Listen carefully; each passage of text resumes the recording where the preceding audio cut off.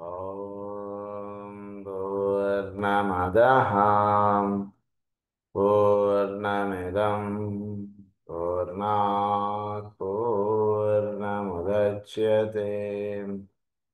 पूर्णस्य पूर्णमादाय पूर्णमेवावशिष्यते। ॐ शान्ति शान्ति शान्तिः। असतो मा सद्गमय तमसो मा ज्योतिर्गमय मृत्योर्मा अमृतङ्गमय। ॐ शान्ति शान्ति शान्तिः।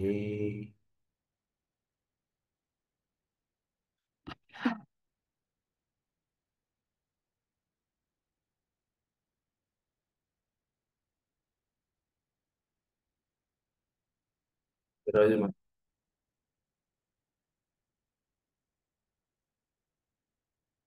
ఎసాట్రిక్ హీలింగ్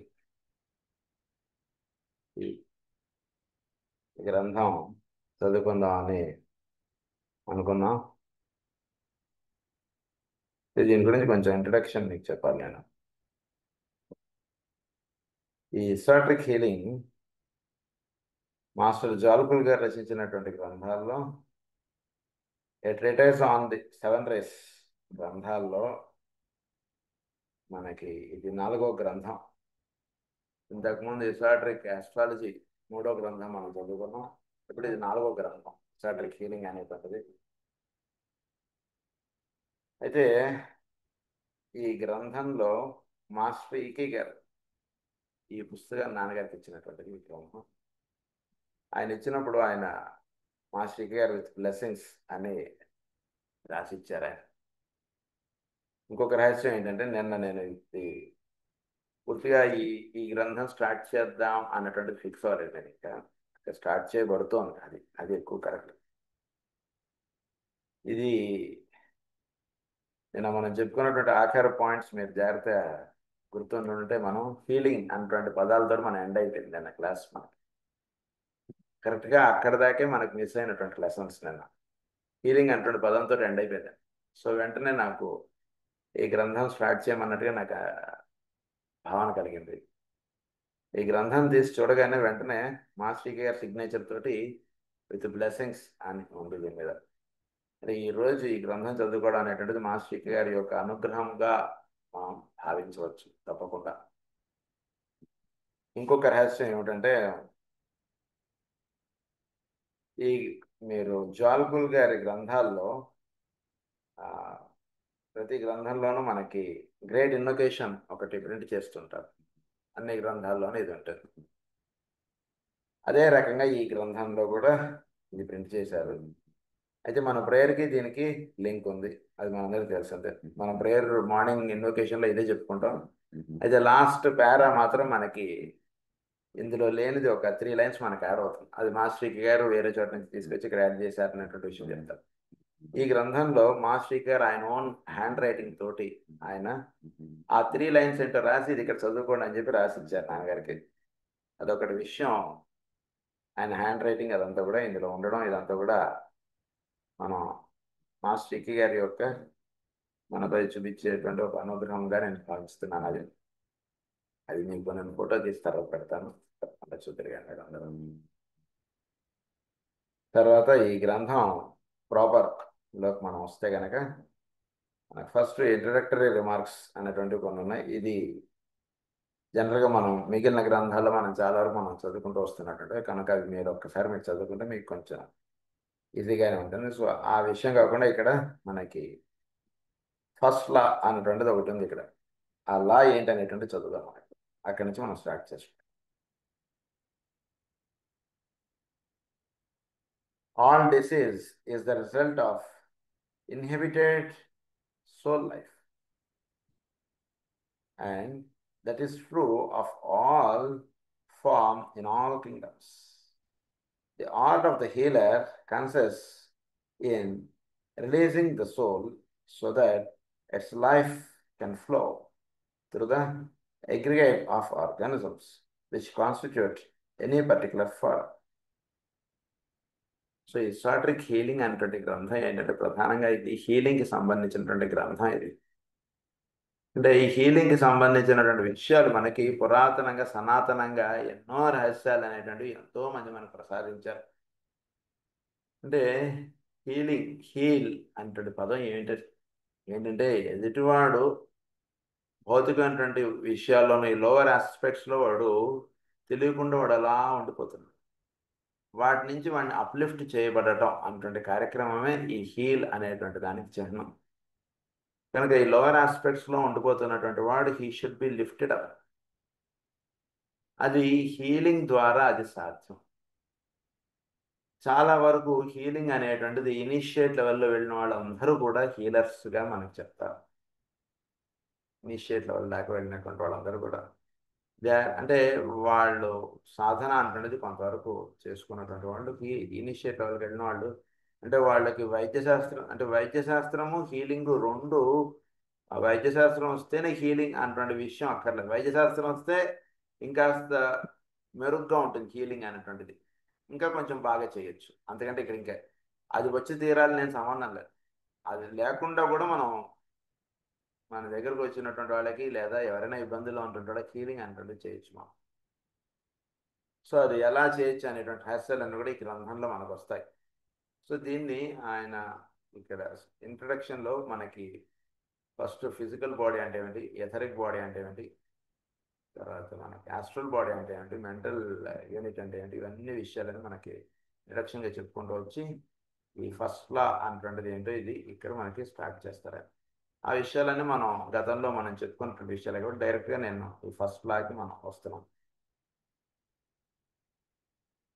సో ఈ ఫస్ట్ లా ఏమని చెప్తుందంటే all diseases the result of inhibited soul life.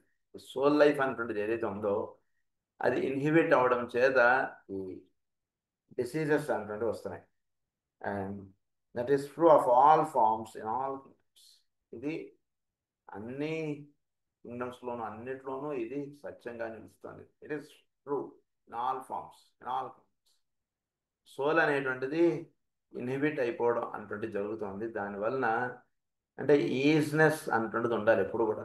సోల్కి చాలా ఈజీగా ఉండాలి, వదులుగా ఉండాలి. డ్రెస్ అంటే ఏంటి, చాలా ఈజీగా డ్రెస్ అనేటువంటిది ఫిట్ అవ్వాలి. కానీ టైట్గా పట్టేసినట్టు ఉంటే కనుక మనం ఈజీగా మన చేతులు కలపడం ఇవన్నీ చేయలేము. టైట్గా పట్టేసింది అనుకోండి డ్రెస్, మనం చేతులు కాళ్ళు కలపలేము ఫ్రీగా.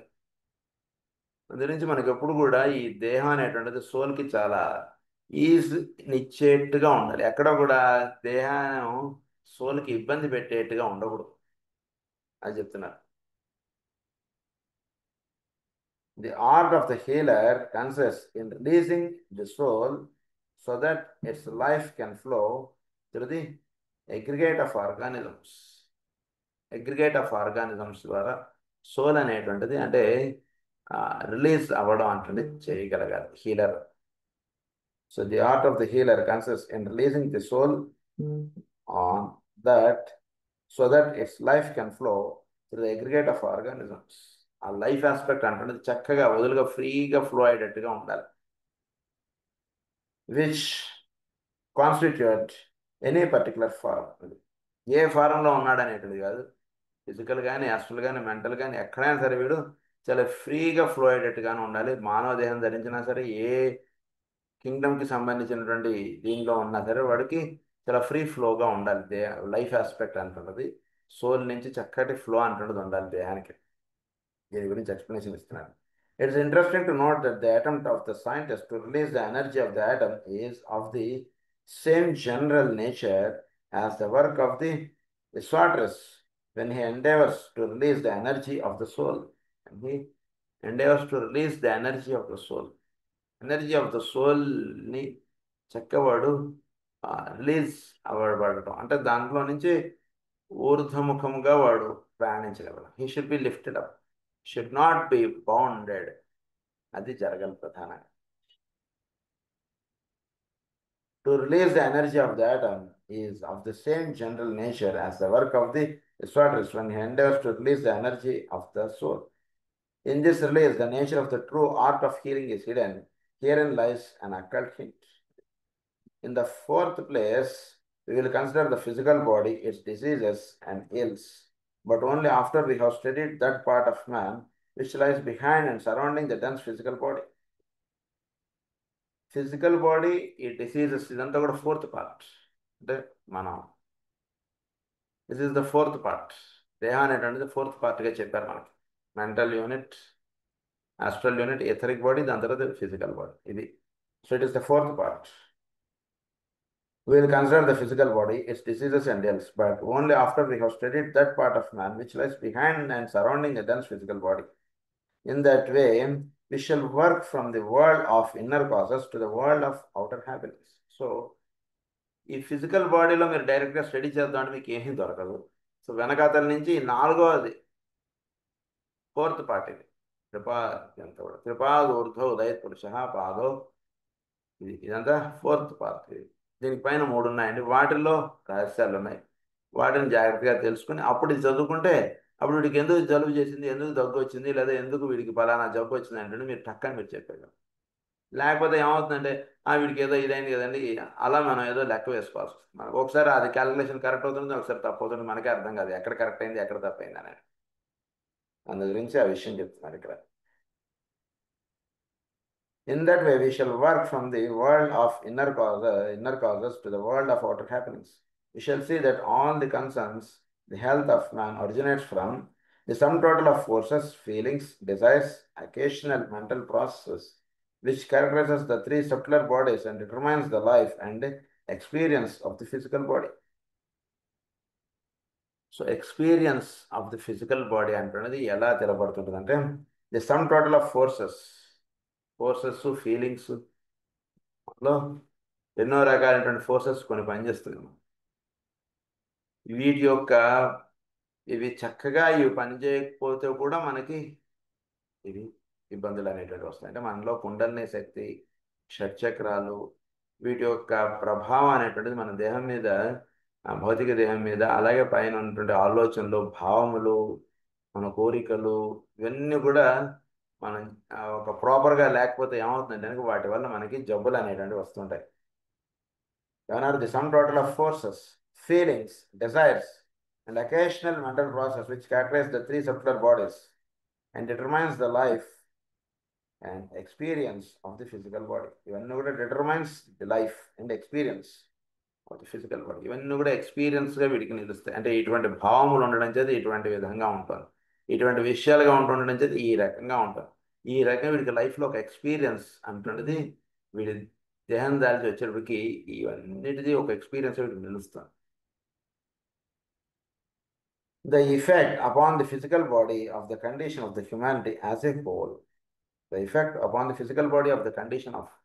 సో వీడి దేహం ఎందుకు ఈ రకమైనటువంటి జబ్బుల పాలుగా ఉంటుంది అంటే దానికి కారణం వీడి యొక్క ఫిజికల్ బాడీ వీడు వాడుకునేటువంటి విధానంలో ఇదంతా ఇమిడి ఉందంటే ఫిజికల్ బాడీని వీడు ఎట్లా వాడుకుంటున్నాడు అనేటువంటి దానికన్నా పైన ఇవన్నీ కారణాలు చెప్పారు కదా, వాటి వలన ఈ యొక్క ఫిజికల్ బాడీలో జబ్బులు అనేటువంటివి చేరుతున్నాయి. The effect upon the physical body of the condition of the humanity as a whole. As a హోల్గా, హ్యుమానిటీ యాజ్ ఏ హోల్గా ఫిజికల్ బాడీని, దాని యొక్క ఎఫెక్ట్ అనేటువంటిది ఫిజికల్ బాడీ మీద పడుతుంటుంది. అంటే హ్యుమానిటీ మొత్తం హ్యూమన్ కింగ్డమ్ ఏమైనా తప్పు చేస్తే కనుక దాని యొక్క ఎఫెక్ట్ అనేటువంటిది హ్యూమన్ బాడీ మీద, అంటే మానవ దేహముల మీద అది పడుతుంది. ఉదాహరణకి కొన్ని వేల మందికి భూమి మీద చూస్తే చాలా మందికి క్యాన్సర్లు వచ్చేయడం, చాలా మందికి డయాబెటీస్ వచ్చేయడం, ఇవన్నీ ఎందుకు జరుగుతున్నాయి? ఇంతమందికి ఎందుకు వచ్చేస్తుంది? వీడు చాలా చక్కగా జీవిస్తాడండి, వీడికి అసలు క్యాన్సర్ ఎందుకు వచ్చేసిందండి అర్థం కావట్లేదండి అంటారు. అంటే హ్యుమానిటీ యాజ్ ఏ హోల్గా అది మిస్టేక్ జరుగుతూ ఉన్నప్పుడు ఆ జబ్బులు అనేటువంటి అలా దిగి వచ్చేస్తుంది. అది ఇక్కడ సెకండ్ పాయింట్ మనం చెప్తాం. A human being is an integral part of humanity. An organism is a greater organism. In a greater organism, condition existing in the whole will be reflected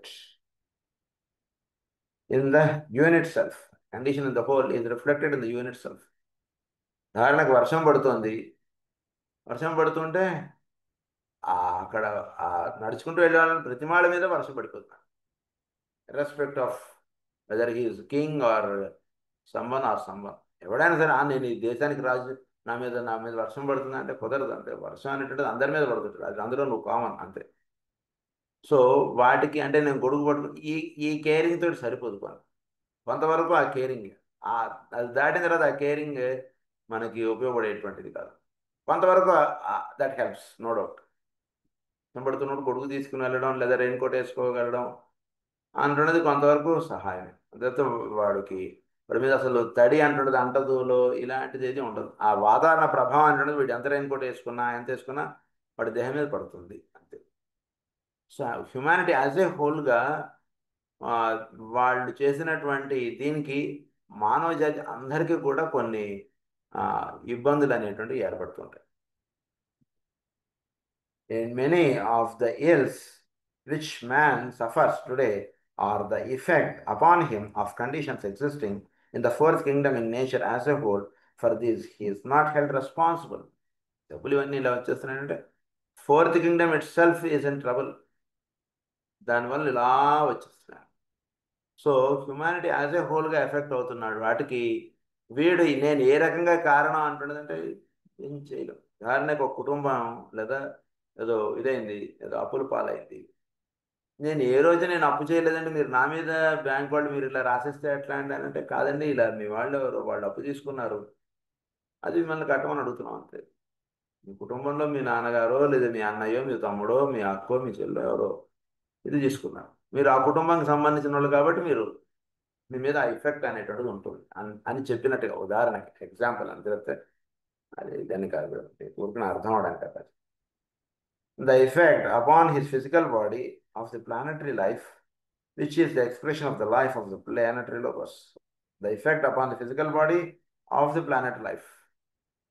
Planetary life యొక్క effect, planetary logos the planetary life మీద అంటే మన భూమి కొన్ని ఇబ్బందులకి ఎదురవుతుంది. దాని యొక్క సాధనలో అనండి, దాని యొక్క విధానంలో అనండి, ఆ ఇబ్బందులు అనేటువంటి డైరెక్ట్గా హ్యుమానిటీ మీద ఎక్కువ పడుతుంటాయి. అదొకటి. సో 3 causes మనకి ఎక్స్ప్లెయిన్ చేశారు ఇందులో. Who is an evolving entity. The implications of this are largely beyond our ken, but the effects are discernible. మనం ఊహించడానికి అతీతంగా ఉండేటువంటి విషయం ఇది, మన బుర్రకు అందదు. ఉదాహరణకు వాడు అక్కడ ఎక్కడో భూగ్రహానికి కావాల్సినటువంటి ఇది ఏర్పడుతున్నప్పుడు దాని యొక్క ప్రభావం మానవ జాతి మీద పడుతుంది. I am not interested primarily in training individuals in order to make them more efficient healers.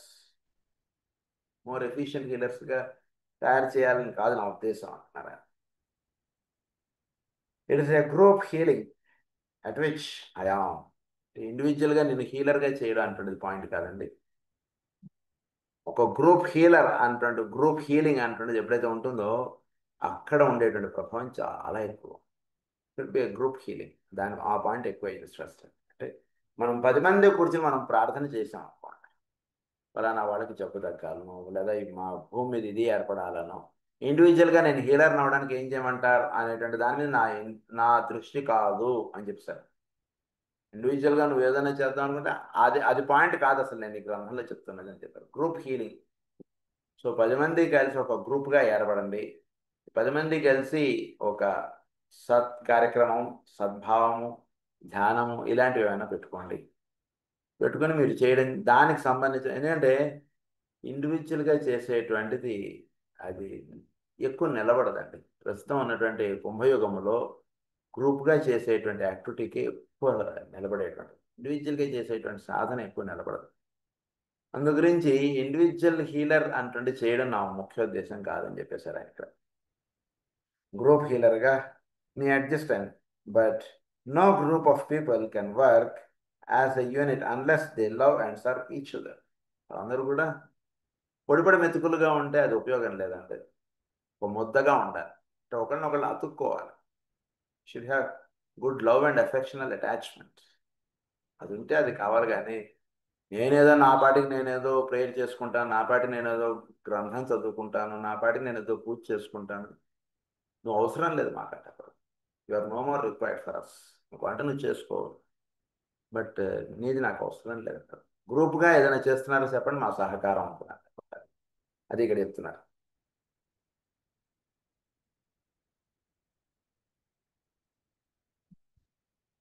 Which interest me at this time అన్నారు. ఆయన ఒక ఇంట్రెస్ట్ అది అని చెప్పారు. Love and serve each other. The healing energy of the spiritual hierarchy cannot flow through the group if there is disharmony and criticism. Criticism ఉన్న చోటను harmony లేని చోట ఈ స్పిరిచువల్ హైరార్కీ నుంచి ఫ్లో అయ్యేటువంటి హీలింగ్ ఎనర్జీ ఫ్లో. ఇప్పుడు కూడా 10 మంది చేరామంటే వీడు వాడి చెవులో గుసగుసలు అని చెప్పేయడం, వీడి చెవులో గుసగుసలు అని చెప్పేస్తున్న చోట హీలింగ్ ఎనర్జీ ఫ్లో అవుతుంది. బాగా గుర్తుపెట్టేసుకోండి. You have to come out of it. Should not stay there.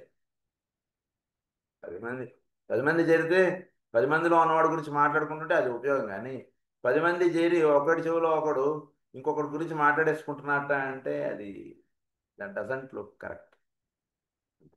అందుకే అలాంటి చోట healing energy flow. And fundamental points ఏవి చెప్తున్నారో బాగా గుర్తుపెట్టేసుకోండి. బుక్ స్టార్టింగ్లో ఉన్న సెకండ్ పేజీలో వేయాలి. సో ఆయన చెప్పినటువంటి పాయింట్ ఏంటి? క్రిటిసిజం ఉండకూడదు.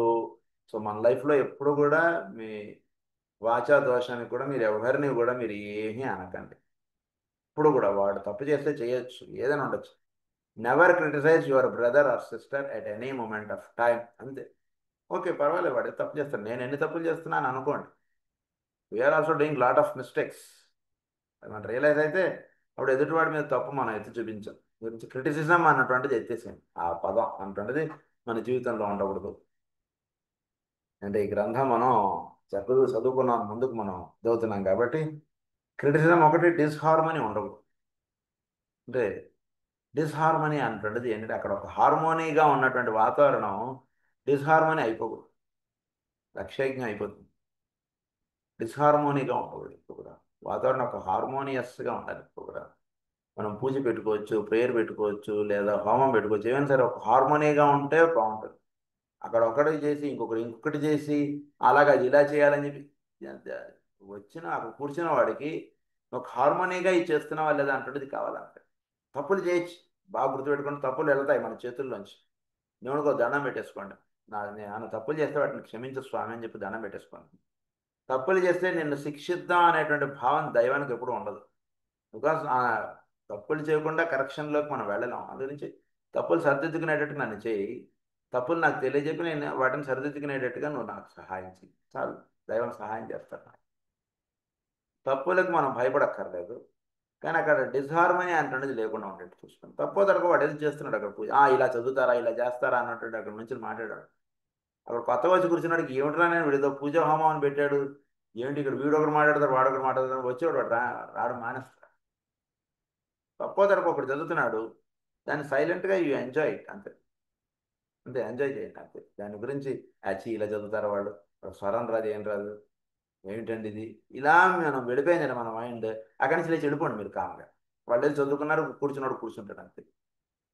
ఎందుకంటే చాలా ముఖ్యం ఈ పాయింట్స్ అందరి గురించి. ఆయన ఫస్ట్ ఇక్కడ ఆయన ఈ పాయింట్స్ చెప్పేశారు. Disharmony and criticism. The first work, therefore, of any group of healers is to establish themselves in love and to work towards group unity and understand. First మనం అందరం ఏం చేయాలంటే టువర్డ్స్ గ్రూప్ యూనిటీ. అందరం కూడా ఒక యూనిట్గా మనం పనిచేస్తున్న వాళ్ళంగా మనం తయారవ్వాలి. గ్రూప్ యూనిటీగా ఉండాలి మనం. తర్వాత అండర్స్టాండింగ్ అంటున్నది ఒకటి చక్కగా చేసుకోండి. వాడు కోపడితే కోపడతాడు, బాగా గుర్తుపెట్టుకోండి. మనం అందరం కూడా ఎప్పుడు కూడా ఎక్కడ మనం డిఫర్ అవుతామంటే ఒకటి ఈగోయిజం ఒకటి ఉంటుంటుంది, ఇంకొకటి ఈ అండర్స్టాండింగ్ క్యాపబిలిటీస్ లేకపోతే అవుతుంది.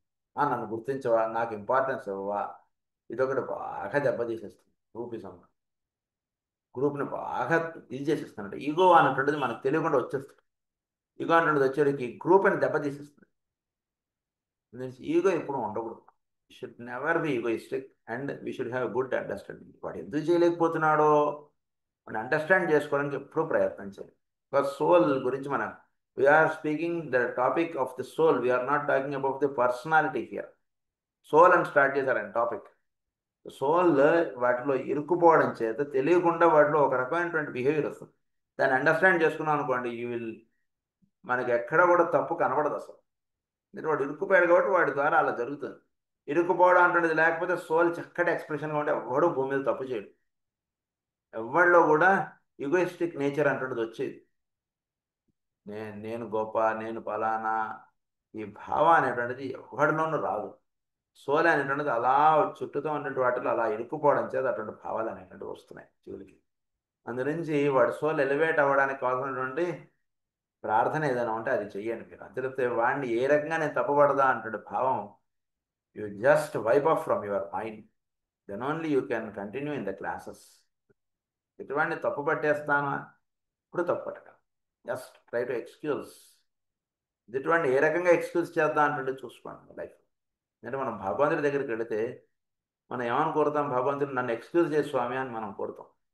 భగవంతుని మనం కోరుతున్నప్పుడు మనకైనా కింద ఉన్నవాడిని మనం ఏమన్నా వాడిని ఎక్స్క్యూజ్ చేస్తున్నాం మనం, అది తెలుసుకోండి ఎప్పుడు. అది I would like to point out here the need for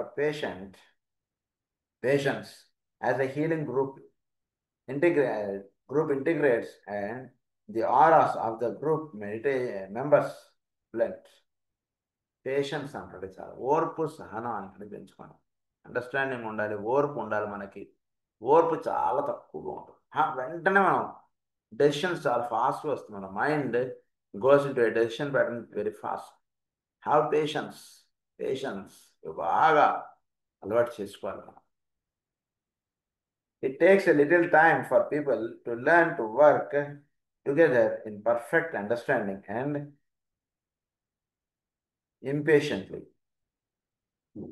impersonality, and at the same time to achieve during their work a one-pointedness which will produce the needed group rhythm.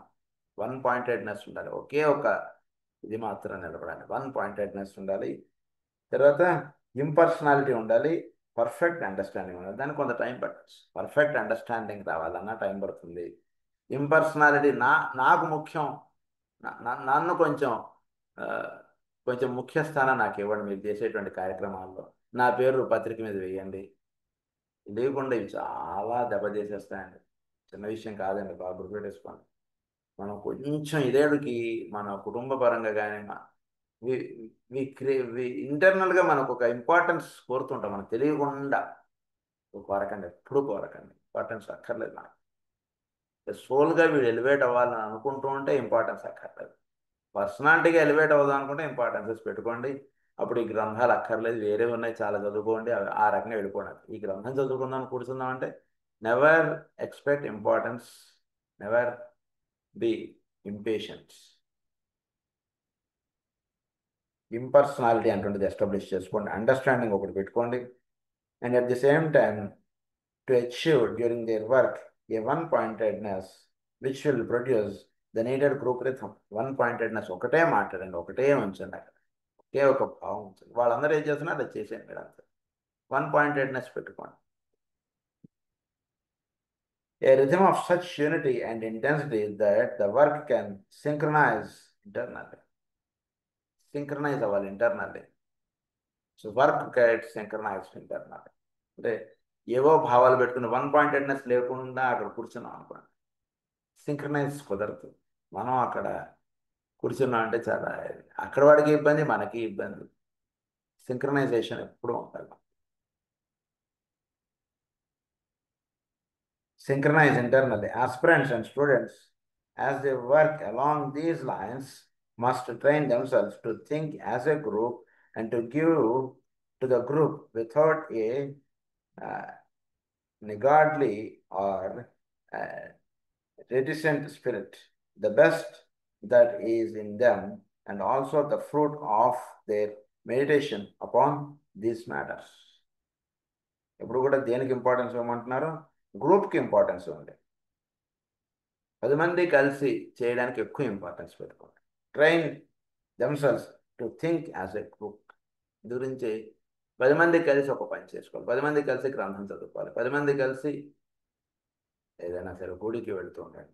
ఒక్కడం వెళితే అది ఉపయోగం లేదు ప్రస్తుతానికి. 10 మంది కలిసి వెళ్ళేటువంటి దాంట్లో సాధన చాలా ఉంది. Meditation upon these matters. I might also add that these instructions must be as concise as possible. I shall have to endeavor to put much truth and information into a brief space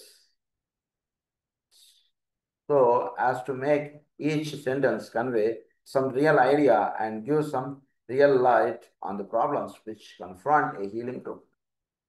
so ఇది బేసిక్గా ఇది గుర్తుపెట్టుకోండి, ఎందుకంటే healing గ్రూప్గా ఉన్నటువంటి వాళ్ళు ఎదురయ్యేటువంటి problems చాలా ఉంటాయి. వాటిని గురించి నేను ఎక్కువ మీకు చెప్తాను అంటున్నాను. That which I have to say will fall into two parts. First, we will deal with the general work of healing and teaching, and this will involve the impartation by me of laws, of techniques and methods. Secondly, we will consider the healer and how he can perfect himself in the art of healing.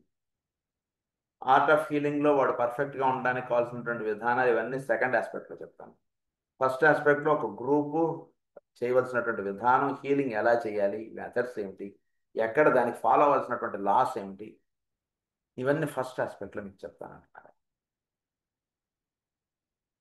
It is not true that the prime requisite of all healers is a sympathetic rapport with the patient.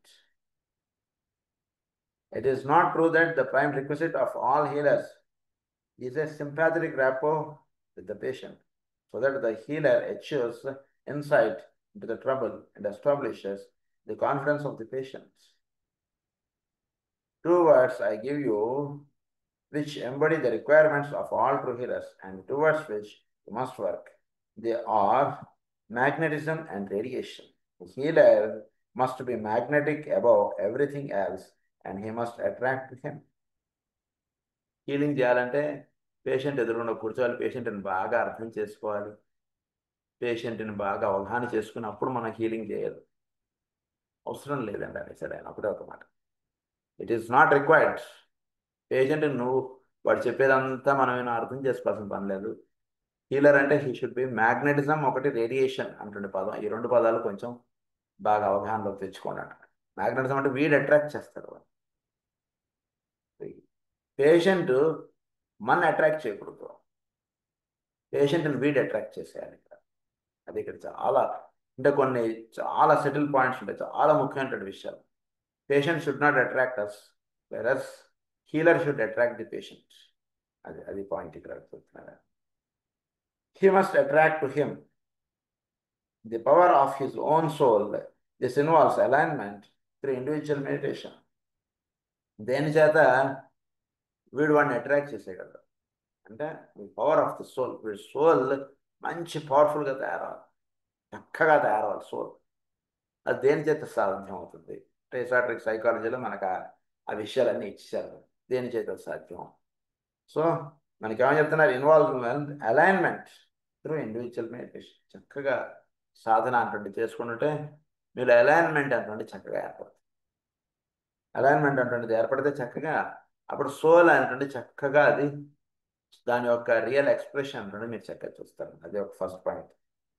Next point ఏమంటే those whom he can help, this involves A decentralised attitude. ఇప్పుడు ఎప్పుడు కూడా నేను ఎవరికి నేను help చేయగలను అంటున్న భావమే వీళ్ళు ఉండాలి, తప్పితే ఫలానా వాడికే నేను హెల్ప్ చేస్తానటువంటి భావం ఉండకూడదు. నేను ఎవరికైనా సరే హెల్ప్ చేస్తాను, ఎవడో తెలియదు అయినా వాడికి హెల్ప్ చేస్తాను, ఏ భావం కలిగి ఉండాలి ఎప్పుడు కూడా. చాలా ముఖ్యమైనది డీసెంట్రలైజ్డ్ యాటిట్యూడ్ అన్నారు. కానీ ఎవరికైనా సరే నేను హెల్ప్ చేస్తాను, ఈ షుడ్ బి డీసెంట్రలైజ్డ్ యాటిట్యూడ్. ఇది ఉండాలి. డీసెంట్రలైజ్డ్ యాటిట్యూడ్ లేకుండా మనం ఫలానా వాళ్ళకే అన్నదానం చేస్తామండి, ఫలానా వాళ్ళకే మనం బట్టలు ఇస్తామండి, లేదా ఫలానా వాళ్ళకే మనం మందులు ఇస్తామండి, అందరికీ ఎలా ఇస్తామండి వాళ్ళు, ఇలాంటి భావాలు ఉంటే వాడు he cannot attract others, he cannot attract a patient. వీడిలో ఒక డీసెంట్రలైజ్డ్ యాటిట్యూడ్ ఉండాలి, వీడు చక్కటి సాధకుడై ఉండాలి, ఈజీగా అవ్వడానికి చెప్తాను. Third point is those energies when need arises which will stimulate the patient to the desired activity. This involves occult knowledge and a trained mind. So వీడు ఎటువంటి విధంగా ఉండాలంటే పేషెంట్లో ఎటువంటి ఎనర్జీస్ అంటే వాడికి అందివ్వబడ్డం చేత వాడు చక్కగా వాడు అప్లిఫ్ట్ అవుతారు. ఇది నాలెడ్జ్ ఒకటి చెప్తాను. Those energies, when need arises, which will stimulate the patient to the desired activity. Desired యాక్టివిటీకి వాడిని అందించడం అంటే యాక్టివిటీ ఒకటి చేయాలి. షుడ్ బి డిజైర్డ్ యాక్టివిటీ అంటే వాడికి ఇవ్వాలి. ఏం చేయడం చేత వాడు వాటిలోంచి బయటకు వస్తాడు. మామూలుగా పేషెంట్ వాడు ఏం చేయడం చేత వాడు he should have a desired activity అంటుండేది. వాడికి ఏది ఇవ్వాలి అదొకటి తెలుసుకుని ఉండాలి. Will stimulate the patient to the desired activity. When need arises, these energies, when need arises, which will stimulate the patient to the desired activity. This involves occult knowledge and a trained mind. అంటే పేషెంట్కి సహజంగా ఫలానాది చేద్దాం దాని desired అన్నటువంటిది ఒక ఇది start అవుతుంది పేషెంట్తో. ఏమన్నా desired activity will stimulate the patient to the desired activity. పేషెంట్ని లోపల నుంచి వాడికి ఒక డిజైర్డ్ యాక్టివిటీ అంటున్నది వాడికి స్టిమ్యులేట్ అవుతుంది. దానికి హీలర్ అంటుంటే వాడు ఏం చేయాలంటే చక్కగా వాడిని అటువైపు ట్యూనప్ చేయాలి. అది కదా జాగ్రత్తగా వీడిని అంటే పేషెంట్లో నుంచి వాడికి ఒకటి అనిపిస్తుంది, ఇది చేద్దాం, ఇది ఇది తీసుకుందాం, ఇక్కడ ఉందాం, ఇలాంటి భావం వాడికి కలుగుతుంది. అది వాడికి కలిగి అది ఏర్పాటు అయ్యేటట్టుగా చూడవలసినటువంటి కార్యక్రమం ఒకటి పేషెంట్ హీలర్. అదొకటి. The healer must understand also how to radiate. For the radiation of the soul will stimulate to activity the soul of the one to be healed, and the healing process will be set in motion. Yavanar will stimulate the activity of the soul of the one to be healed. So how to radiate for the condition of the soul will stimulate. Radiation అంటే ఎలా చేయాలి ఏంటిది ఒకటి తెలుసుకోవాలి. Healer how he can radiate అంటే వీడు ఎక్కడ ఉన్నాడు వాడు ఎక్కడ ఉన్నాడు, ఇక్కడి నుంచి వీడి ప్రభావం చేత అక్కడ ఉన్నటువంటి జబ్బు తగ్గిపోవాలి. అది ఇక్కడ కావాల్సిన పని. వీడు ఎక్కడ ఉన్నాడు వాడు ఎక్కడ ఉన్నాడు అంటే వీడి యొక్క రేడియేటర్ ఆస్పెక్ట్ చేత అక్కడ ఉన్నటువంటి జబ్బు వీడికి తగ్గిపోవాలి. వాడు వీడికి చెప్పచ్చు చెప్పకపోవచ్చు కూడా. డిస్టెన్స్ వాడికి ఫోన్లో వీడికి కన్వే చేయకపోవచ్చు. ఇప్పుడు పడుకుని ఉండొచ్చు వాడు, అయినా వాడికి ఇప్పుడు పడుకుని ఉండొచ్చు, మనం ఎలా ఫోన్ చేస్తామండి అంటే భావం వాడికి అనిపించుండొచ్చు. బట్ సహజంగా వీడు ఇదవుతాడు కాబట్టి వీటి నుంచి వాడికి ఎనర్జీ అంటే పాస్ అయిపోవాలి. అది జరగాలి. అది ఎట్లానో చెప్తారు radiator aspect. Activity the soul of the one to be healed and the healing process will be set in motion. The relation of his mind will illumine the other mind and polarize the will of the patient. The healing process will be set in motion. So ఎవరిలో అయితే healing అంటుండే జరగాలో వాడికి చక్కగా the radiation of his mind will illumine the other mind. వీడి healer నుంచి వాడి mind అది స్టిమ్యులేట్ అవ్వబడేటట్టు చేస్తాడన్నమాట. అంటే వీడికి ఫోన్ ఏం రాలేదు, బాగా తెలుసుకోండి. ఫోన్ రాకపోయినా వీడికి ఆ ఫలానా ఆయన ఏదో ఇబ్బందిగా ఉన్నాడు అంటున్న భావం వీడికి ఒక లోవర్ లెవెల్లో చెప్పినప్పుడు ఆ ఇబ్బందిగా ఉన్నాడు అన్నట్టు తడుతుంటుంది. ఒక హయ్యర్ లెవెల్కి వెళ్ళిపోయినప్పుడు వాడు అక్కడ వీడిని తలుచుకున్నప్పుడు వీడికి ఇక్కడ చక్కగా వాడికి స్ఫురణకు వస్తాడు. ఏదో ఎందుకు నాకు స్ఫురణకు వచ్చాడు అంటున్న భావం వీడు ఒక్క సెకండ్ ఆగితే might be he's in some trouble. So he prays master to relieve his person from the trouble. అది చేసేస్తాడు చక్కగా. సో వీడు ఎలా చేస్తాడు, పేషెంట్ యొక్క మైండ్ తోటి లింక్ చేసుకుంటాడు. అది చెప్తున్నారు ఇక్కడ. పేషెంట్ యొక్క మైండ్ తోటి లింక్ చేసుకుని healing process will be set in motion. The relation of his mind will illumine the other mind and polarize the will of the patient. The radiation of his astral body, controlled and selfless, will impose a rhythm upon the agitation of the patient's astral body and so enable the patient to take right action while the radiation of the vital body working through the splenic centers. So వీడి యొక్క mind తోటి patient యొక్క మైండ్కి tune up అవుతాడు. వీడి యొక్క astral బాడీతో వాడి యొక్క ఆస్ట్రల్ బాడీతో ట్యూనప్ అవుతాడు. అప్పుడు ఏం జరుగుతుందంటే వాడి యొక్క వైటల్ బాడీ వాడికి ప్రాణశక్తి అనుకున్నది చక్కగా అందివ్వబడటం అంటే జరుగుతుంది. అంటే వాడికి ఉన్నటువంటి జబ్బు తొలగింపబడటం అంటే జరుగుతుంది. ఏంటిది కొంచెం జాగ్రత్తగా అవగాహన అవ్వాల్సినటువంటి పాయింట్ అంతా ఈజీ కాదు. సో వీడి యొక్క మైండ్ వాడి మైండ్లోకి పడాలి. అంటే ఎలా జరుగుతుంది ఇది? ఊరికనే మనం, ఇది మనకు తేలి ఒక నిమిషం. కొన్ని లీలలు అంటుంటే కొన్ని మనకి పెద్దలు మహానుభావులు వాళ్ళు భూమి మీద పుట్టినప్పుడు కొన్ని లీలలు చేసినట్టుగా చూపిస్తారు మనకి. ఉదాహరణకు షిరిడి సాయిబాబా, ఆయన బాబా గారు అక్కడెక్కడో ఉన్నారు. ఇక్కడ ఈవిడేదో ప్రసవ వేదన పడుతుంది, ఒక భక్తురాలు అదే ఇబ్బంది పడుతుంది. ఎట్లా ఈవిడిని ఇక్కడి నుంచి రాత్రిపూట ఇక్కడి నుంచి అక్కడ తీసుకెళ్ళడం ఇదంతా కుదరదు. ఏం చేయాలో ఆ ఇంటి యజమానికి అర్థం అవ్వట్లేదు. ఏం చేయాలి ఇప్పుడు అంటుంది. ఇంట్లో కూతురేమో ప్రసవ వేదన పడిపోతుంది. ఏం చేయాలో అర్థం అవ్వట్లేదు. సరిగ్గా ఆ సమయానికి ఫలానా భక్తుల ద్వారా బాబా గారు విభూతి పంపించారు. ఆ విభూతి అక్కడ పెట్టేటప్పటికి వాడికి ప్రసవం సుఖం అయిపోయింది, చాలా తేలిక అయింది. అంటే ఏంటి ఇక్కడ జరుగుతున్నటువంటి విషయం? సైంటిఫిక్గా చదువుకుందాం మనం. ఊరినే బాబా గారు ఆయన మహిమ ఇది ఇది ఒక్క నిమిషాలు పక్కన పెట్టండి. సో ఆయన మైండ్ వీడి మైండ్ తోటి ట్యూనప్ చేస్తారు. ఎందుకంటే వీడికి ఎటువంటి భావం కలిగించాలంటే పేషెంట్కి ఆయన ఉన్నాడు, ఆయన చూసుకుంటాడు అనేటువంటి భావం వీడికి కల్పించాలి.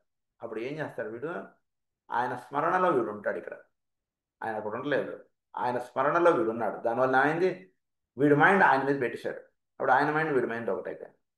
వీడి యొక్క ఆస్ట్రల్ బాడీ ఆయన యొక్క ఆస్ట్రల్ బాడీ ఒకటి అవ్వాలి. అంటే వీడు వీడికి ఉన్నటువంటి బాధ నుంచి వీడు అప్లిఫ్ట్ అవ్వాలనేటువంటి కోరిక వీడు కోరుతుంటాడు. అక్కడి నుంచి వీడిని వీడిని అప్లిఫ్ట్ చేయాలి అనేటువంటి భావం ఆయనలో ఉంటుంది. సో ఈ రెండు ఒకటి అవుతాయి. అప్పుడు చక్కగా వైటల్ ఎనర్జీ అంటే అలా ఫ్లో అయి అది చెప్తున్నాడు. To enable the patient to take right action by the radiation of the vital body working through the splenic centre. వీడు ఒక రైట్ యాక్షన్ అంటే తీసుకుంటాడు patient's astral body and so enable the patient to take right action. వీడికి ఏం చెయ్యాలనేటువంటి చక్కగా వాడికి తట్టేటట్టు చేస్తారు. Right action చేయాలి. ఆ మూమెంట్లో చాలా ఎమర్జెన్సీ కండిషన్ ఉంటుంది. ఒకసారి ఈ కండిషన్లో ఇప్పుడు ఏం చేయాలనేటువంటిది సహజంగా వాడికి తట్టేట్టుగా చేసి పెడతారు. ఏంటో సార్ సహజంగా సడన్గా అనిపించిందండి చేశాను. రైట్ యాక్షన్ అది జరిగినప్పుడు while the radiation of the vital body working through the splenic center will aid in organizing the patient's force body and so facilitate the work of healing. Splenic center ద్వారా వీడికి చక్కగా energy అంటే అలా flow అవుతుంది, vital energy. అది జరుగుతుంది వీడికి working through the splenic centre అన్నారు, which aid in organising the patient's force body. So ఈ ఫోర్స్ బాడీ అంటుండే చక్కగా ఆర్గనైజ్ అవుతుంది. అంటే ఈ మెంటల్ ఆస్ట్రల్ అంటున్నవి ఇక్కడ చక్కగా ఆర్గనైజ్డ్గా ఉంటుంది. ఇక్కడ యాక్చువల్గా ఇబ్బంది ఏం లేదు. వీటిల్లో ఎక్కడో ఇబ్బంది అంటుండే ఏర్పడేటికి దానివల్ల ఇది అయిపోతుంది. సో ఇవి చక్కగా ఎప్పుడైతే వాటితోటి హీలర్ తోటి ట్యూనప్ అయ్యాయో అప్పుడు వీడి యొక్క స్ప్లీనిక్ సెంటర్ నుంచి ఎనర్జీ అంటే చక్కగా అలా ఫ్లో అయిపోతుంది జరుగుతుంది. And so facilitate the work of healing. Therefore the healer has the duty of rendering himself effective and according to the what he is, so will be the effect upon the patient. So ఎవరైతే హీలర్గా ఉన్నాడో వాడు himself ఇఫెక్టివ్గా ఉంటాడు. చాలా అంటే ఇప్పుడు ఎప్పుడు కూడా గివింగ్గా ఉండాలి. వాడు ఎప్పుడు కూడా ఏం చేయగలరు వీళ్ళకి అంటున్న భావం ఎప్పుడు వాళ్ళు కలిగి ఉండాలి. ఆ భావం ఉండడం చేత వీడు ఏం చేస్తారంటే వీడు ఒక మంచి నేను ఇతరులకి ఏం చేయగలను, హీ షుడ్ బి ఎఫెక్టివ్. చాలా అంటే వాడిని చూస్తే ధైర్యం కలిగేటట్టుగా ఉండాలి, చక్కటి సలహాలు ఇవ్వగలిగేట్టుగా ఉండాలి. అంటే ఎప్పుడు కూడా నేను ఇతరులకి ఏం చేయగలను అన్నటువంటి భావం అన్నటువంటి వాడు హిల్ బి వెరీ ఎఫెక్టివ్. అంటే వాడు వచ్చేసాడికి అమ్మయ్య ఆయన ఉన్నారు ఇక్కడ, బాబా గారు మనకున్నారు, మాస్టర్ కేర్, ఆయన ఎన్ని చేశారు ఇలాంటి అద్భుతం, నాన్నగారు ఎన్ని చేశారు, అద్భుతంగా చేశారు ఎన్నో అవన్నీ. సో ఎఫెక్టివ్గా ఉండాలి ఎప్పుడు కూడా. Of rendering himself effective and according to what he is so will be the effect upon the patient. According to what he is so will be the effect upon the patient. మనం ఎలా ఉంటే ఆ reflection అక్కడ పడుతుంటుంది. మనం భయపడిపోయేటట్టుగా ఉంటే వాడికి భయం అయిపోతుంది. ఏం పర్వాలేదు అంటున్న భావం మీరు గట్టిగా అన్నారనుకోండి, అయితే పర్వాలేదు కదండి అంటుడు ఇదిగా వాడు. సో అలా ఉంచడం చేత మాత్రమే వాడికి హీలింగ్ ఎనర్జీ వాడిలో ఎక్కువ ఫ్లో అవుతుంది. లోపలికి పెట్టుకోండి. When a healer works magnetically and radiates him soul force to the patient, that patient is enabled more easily to achieve the end desired. When a healer works magnetically and radiates his soul force to the patient, మ్యాగ్నెటిక్గా పనిచేయాలి అంటే ఎప్పుడు కూడా patient వాడి గురించి ఆలోచించాలి, healer గురించి. అంటే అదంతా కూడా చాలా ఉంది గ్రంథం, మనం ప్రారంభంలో ఉన్నాం. వాడు ఒక మ్యాగ్నెటిక్గా ఉండాలి, అంటే వాడు చెప్పింది ఫాలో అయిపోయేటట్టుగాను, వాడు చెప్పింది చేసేట్టుగాను, అంటే వాడు వీడికి అట్రాక్టివ్గా ఉండాలి చాలా. So he should be works magnetically and radiates his soul force. వీడి యొక్క సోల్ ఫోర్స్ని వీడు చక్కగా రేడియేట్ చేస్తాడు. అంటే వీడు చక్కగా వీడెక్కడ ఉంటాడు, వాడెక్కడ ఉంటాడు, వీడి యొక్క సోల్ యొక్క సాధన ఇదంతా జరుగుతున్నదంతా కూడా వాడికి పంపిణీ జరగడం అంటున్నట్టుగా చేస్తాడు వీడు. Soul force to the patient, that patient is enabled more easily to achieve the end desired. అప్పుడు ఏదైతే కోరబడిందో అది చాలా తేలిగ్గా పేషెంట్ వచ్చేస్తాడు ఆ ఎండ్కి. While which may be complete healing, or it may be the establishing of a state of mind which will enable the patient to live with himself and with his complaint, unhandicapped by the karmic limitation of the body. అంటే karmic limitation of the body అంటే వీడికి ఆ కష్టం పోయిందంటే, ఉదాహరణ వీడి క్యాన్సర్తో బాధపడుతున్నాడండి. క్యాన్సర్తో బాధపడుతున్న వాడికి వీడు ఏదో మాట్లాడాడు, ఇప్పుడు మాట్లాడు క్యాన్సర్ పోయిందంటే క్యాన్సర్ పోలేదు, జబ్బు జాగ్రత్త వినండి ఇక్కడ, క్యాన్సర్ జబ్బు పోలేదు, కానీ దాని మీద వీడుకున్నటువంటి భయము, ఆందోళన, ఇవన్నీ పోయి అవేవి లేవు. వాడు అంతమంది నేను క్యాన్సర్ కదండి, నాకు మంచినీళ్ళు ఎవరన్నా తెచ్చియండి అనేవాడు. వీడు వచ్చి వీడి ప్రభావం వాడు మీకు చూపించాడుకి ఆ భావంపై వీడే మంచినీళ్ళు తెచ్చుకుని తాగాడు. అది కదా కావాల్సింది. జబ్బు ఏదుంది అనేటువంటిది సెకండరీ. ఫస్ట్ పేషెంట్ వాడు ఆ భయము వీటిలో వాడు ఇరుక్కుపోకూడదు. అది ఇక్కడ చెప్తున్నారు ప్రధానం. Establishing of a state of mind which will enable the patient to live with himself and with his complaint, unhandicapped by the karmic limitation of the body, or it may be enabling the patient to achieve with joy and facility the right liberation from the body and through the portal of death to pass to complete health. చాలా ఇదైపోతున్నాడు అనుకోండి, వాడిని elevate చేయగలిగేటువంటిది కూడా కాదు. ఆ జబ్బుతో వాడు అలా బాధపడిపోతున్నాడు అనుకోండి. ఎందుకు వాడు సఫర్ అవ్వాలి? వాడి ఈ దేహం వదిలేస్తే ఈ జబ్బు వీటి నుంచి వీటిలా పాసన్ అయిపోతాడు కదా. అటు వీలైతే అటు స్టెప్ తీసుకోగలగాలి, ఇటు వీలైతే ఇటు స్టెప్ తీసుకోగలగాలి.